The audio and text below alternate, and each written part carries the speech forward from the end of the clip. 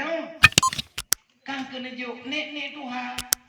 Nahi jak kurung geplek. Oronyoyo hanya ingin pertama membawa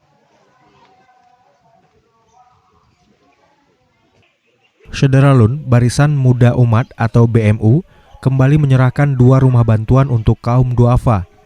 Penerima bantuan ini adalah Bahagia, warga desa Punge Blangcut, Kecamatan Jaya Baru, Banda Aceh, serta Muhammad Rida, warga Gampung Lam Ili Tengah, Kecamatan Indrapuri, Aceh Besar. Kedua rumah ini dibangun dari hasil sumbangan jamaah pengajian yang dipimpin oleh Tengku Muhammad Yusuf A.Wahab atau Tusub, di mana penyerahannya langsung dilakukan yang bersangkutan. Tusub pun berharap kiprah Barisan Muda Umat mampu mewujudkan peradaban sosial di tengah-tengah masyarakat. harap terbangun rasa sosial di lingkungan masing-masing. Semoga kehadiran BMU ini untuk menggerakkan bahwa di lingkungan kita itu harus terbangun sosial. Dan kita harus tahu, ini yang memberi ini bukan orang kaya, tetapi orang kaya hatinya, murah hatinya, dia menyisihkan apa yang ada.